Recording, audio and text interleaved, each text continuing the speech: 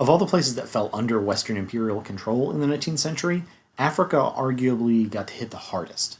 The changes that come as a result of imperialism in Africa in the 19th century have serious consequences for the 20th and 21st century. So we want to look at both how and why Africa fell under Western imperial control.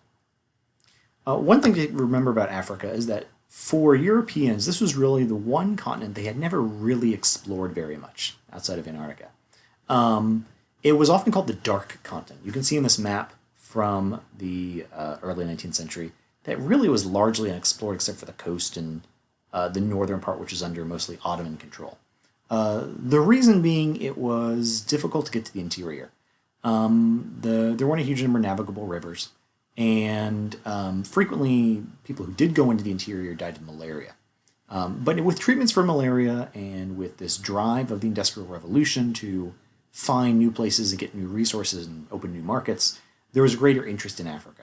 One of the individuals that really drove this was a British missionary and explorer named David Livingstone. He decided that he was going to go find the source of the Nile River. Everyone knew the Nile was the longest river, and nobody knew how long it was or where it started. So he took this journey and went down the Nile and really disappeared for several years. And eventually an American journalist found Livingstone, and Livingstone eventually came back and published all this, the stories of everything he'd seen, the people he'd met. And that really drove a lot of people to say, well, what else is out there in Africa that we haven't found yet? In terms of imperialism, one of the first to really take active interest and arguably start this scramble for control of Africa was the King of Belgium, Leopold II.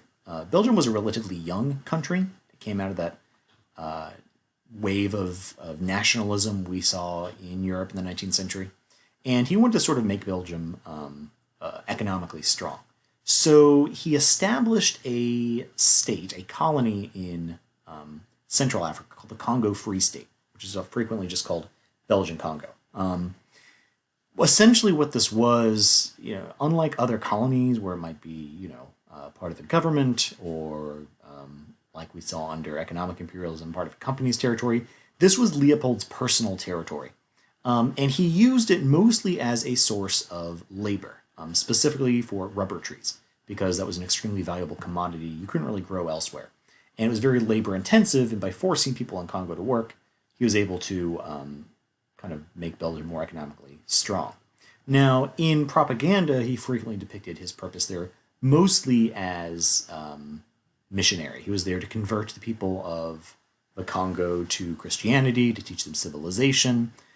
In reality, this was really one of the most brutal colonies in history. The Congolese people were forced to mine resources and minerals where they could, and then they were forced to grow these work on these rubber tree plantations. The work was brutal. The standards for they were required to harvest so much rubber a day, and if they failed to meet those standards, they were physically punished, and frequently they would actually brutally punish their children. We're talking about cutting off limbs of their children if they failed to meet these standards to harvest enough rubber.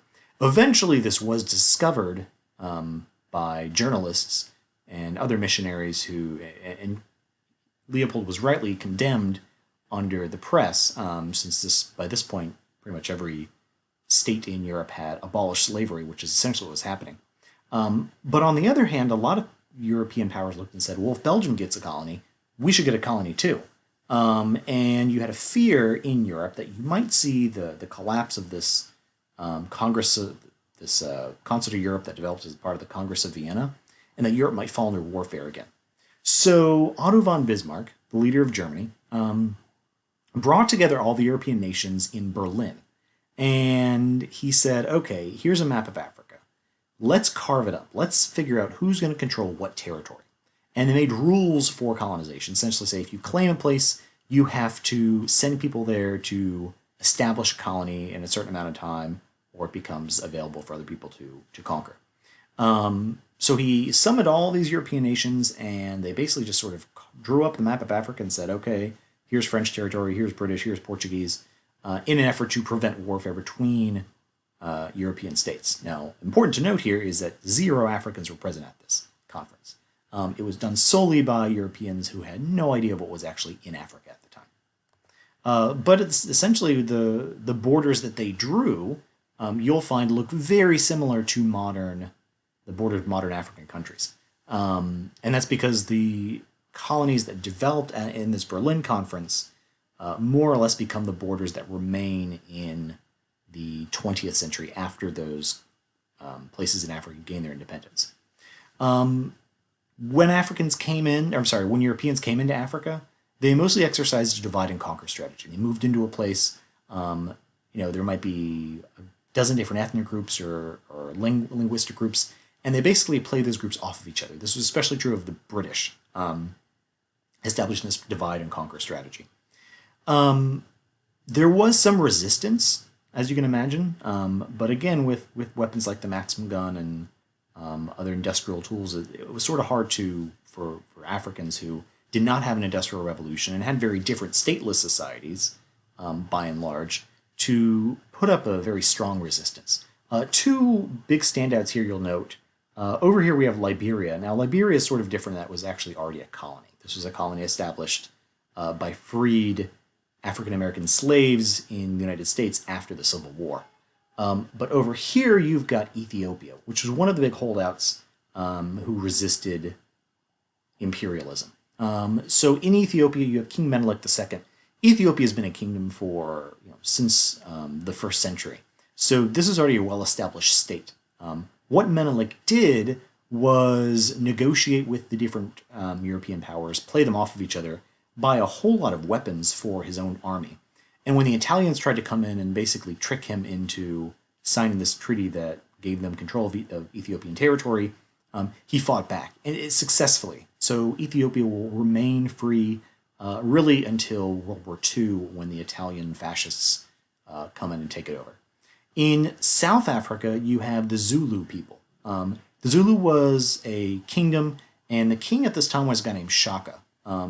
Shaka Zulu was, it's hard to kind of get all the details here, but essentially he consolidated power in Southern Africa, both against other African tribes, but then when other Europeans came down, he fought them off as well. And he's still using, essentially spears and shields, but he develops advanced tactics and really kind of gives the British especially a run for their money when it comes to controlling the territory. Eventually, the Zulu did fall to imperial control, but they did really fight for a long time and to keep the British out. Another example of conflict was actually between colonists.